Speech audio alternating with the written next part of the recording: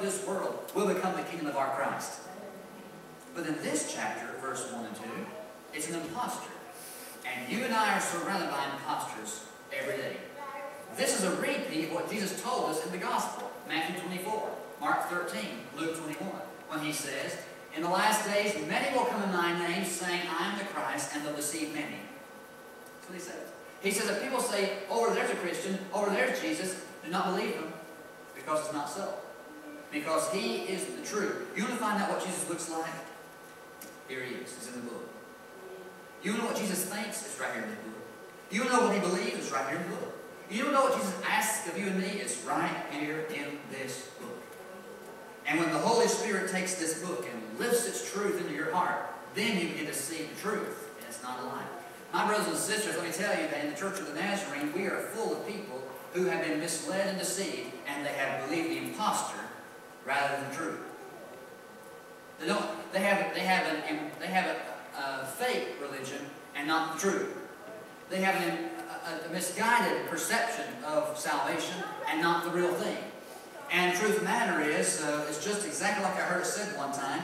Somebody said that just like Felicia made me go to the doctor and get the flu shot, which I hate. But she made me get it. And I know they say you can't get the flu from the flu shot, but somebody's wrong, because every time I get the flu shot, I get sick.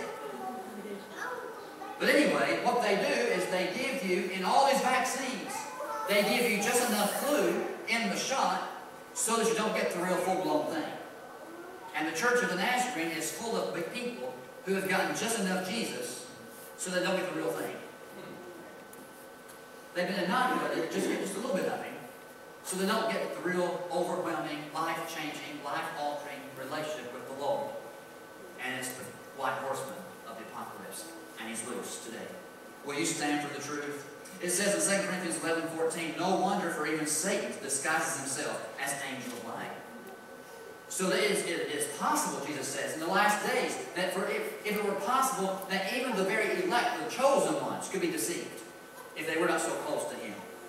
And what I'm trying to say is, in the last days, we're right here, church, the false impostor is on the loose. And my question is, can you say with all sincerity, the truth of God is so deep in my heart, and I'm going to hold the truth of God so deeply, so that when the false comes down the pike, I can say false, false, false.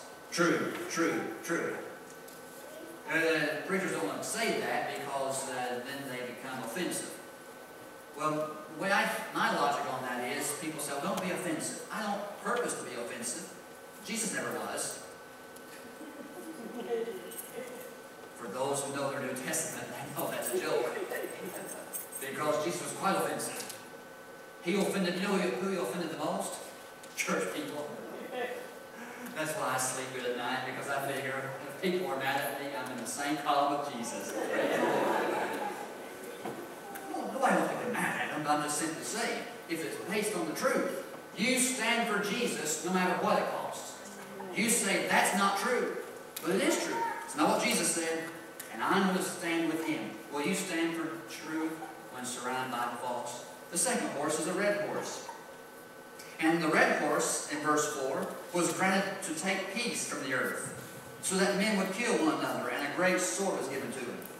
The red horse takes away peace. And so I ask you, church, will you stand, not just when you're surrounded by the false, will you stand for truth, but will you stand when chaos is constant? You say, my life's pretty smooth. God bless you, tell me the secret. But when chaos is constant, will you stand? My friends, if you want me to, and you don't want me to, I could have a roll call of people in this church and Christians I've known my whole life who could not stand the chaos, who when life really got hard, they allowed themselves to be robbed of their peace, and they folded, and they quit. And they said, I can't make it, I'm not going to make it, and I'll just leave God alone. And I tell you this over and over again because I have family members, I have friends, I have acquaintances, and I know people who have crumbled. They could not stand when chaos was constant. My friends, you know when you should stand the strongest? When chaos is at its strongest. When your life is totally shaken around you, when it's an absolute battle. You know when you should get to church the fastest? When that Sunday morning comes along and it's just a battle to get ready.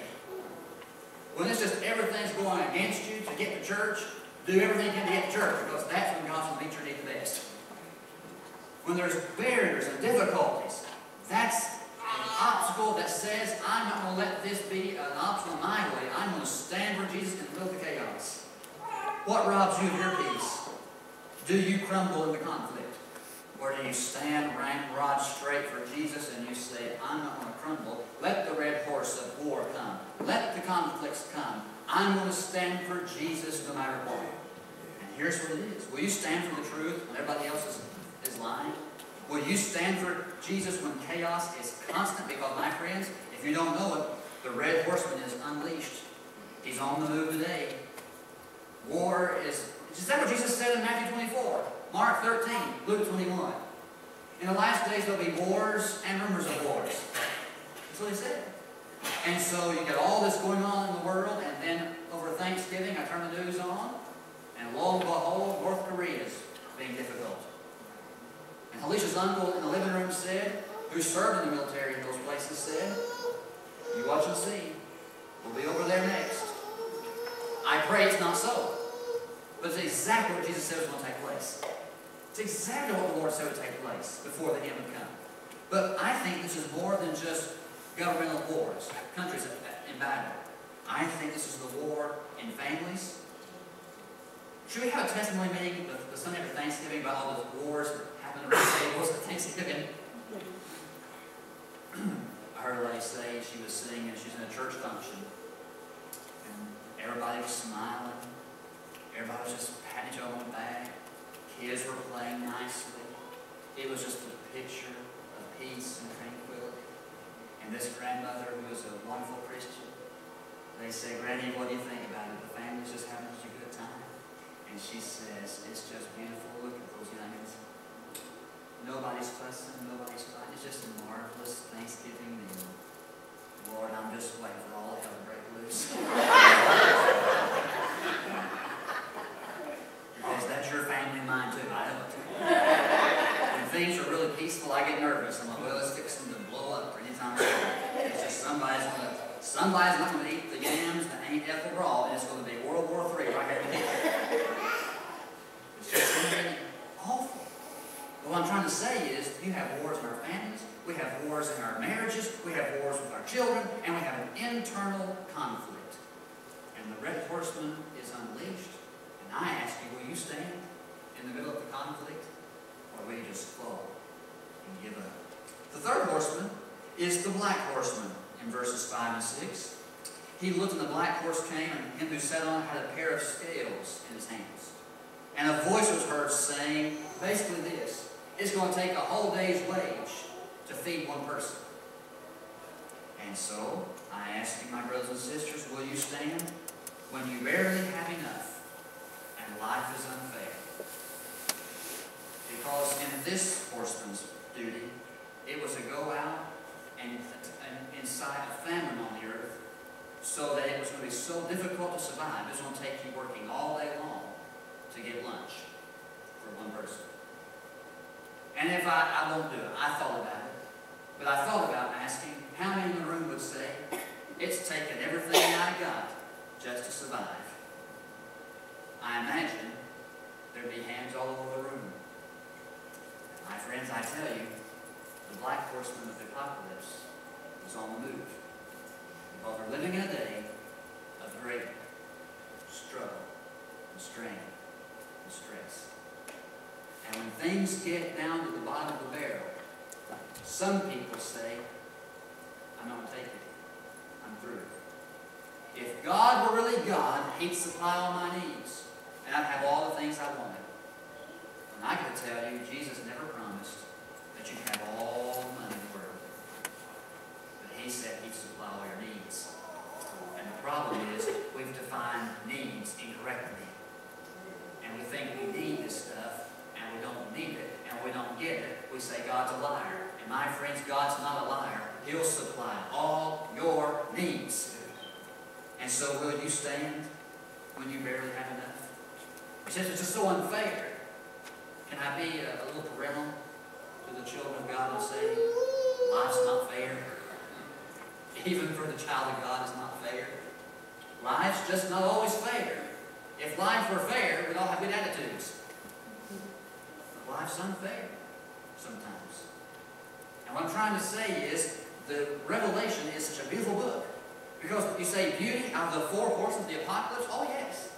Because he's laying out the facts. And if we ignore the facts, we'll never get down to the truth. And the fact is, there's coming and is a time when it's going to take everything we've got just to survive. But you can stand in that time period just as strong as ever. You can hold your head up high and say, I haven't got anything. But I got Jesus. That's all I really need. In Amos chapter 8, verse 11, it says, there'll be a famine in the last days, not for bread or water, but for hearing the words of the Lord. And it's going on. The black horseman is on the move, and we're living in that time of barely having enough preaching to feed the soul. See, it's more important than even having enough to fill your tummies. I am more concerned that your heart be full of Jesus than your tummy be full of groceries. Now, it's nothing to negate what you need to eat because you need to eat. But I'm simply saying, you've got to have Jesus as your all in all to even enjoy the things of earth. He's the source of all the joy. He's all we need. Finally, number 4, this pale horse comes out. And it says, he looked in verse 8, and a pale horse, and he who sat on it had the name Death, and all the grave was fallen with him. And authority was given to him over a fourth of the earth to kill with the sword and famine and pestilence and by wild beasts of the earth. The pale horseman is this symbol of death. And the question is, will you stand when you're faced with great fear? I don't know what makes you afraid. And don't misunderstand me. I go through the whole list. I'm afraid of snakes. Oh, I hate snakes. Afraid of spiders. I don't really like the dark. And the list goes on. Those are natural fears. I'm talking about those things that absolutely get down to where you really live. And they paralyze you because you're so fearful of them. The what ifs. I think my Granny Storm died prematurely because she worried herself to death. It was just constant what ifs. And you say, Granny, that hadn't happened, it may not happen. But what if it does happen? Well, don't worry about it. What if it happens? Let's just live life now and trust the Lord. And what I'm trying to say is, in this, when you're faced with death and the uncertainties and the problems of life, there's something going on that's deeper than the pale horse. But the pale horse is on the move. Jesus said it the same way in Matthew 24, in Mark 13, and Luke 21. Men's hearts will fail them for fear in the last days. They'll physically have worn out hearts because of the stress of life. Sounds like it was on the news recently. That stress can cause heart problems. And what I'm trying to say to you, and I've not done well with it, but the good news is the Holy Spirit takes it and makes the difference. What I'm trying to say is the pale horseman is already here. He's on the move. And he's paralyzing God's people and he's killing them.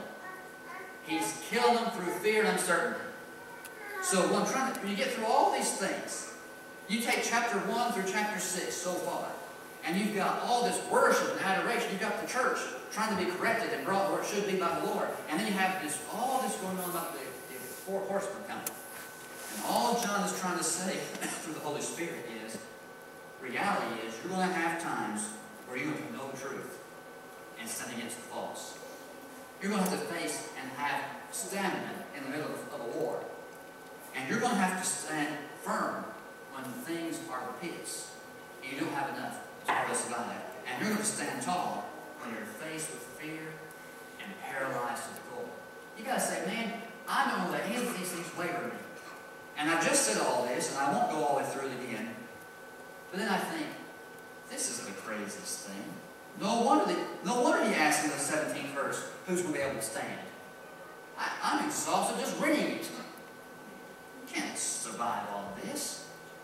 Except 2 things. Number 1, go to verse 1 of chapter 6. When the Lamb broke one of the 7 seals, okay?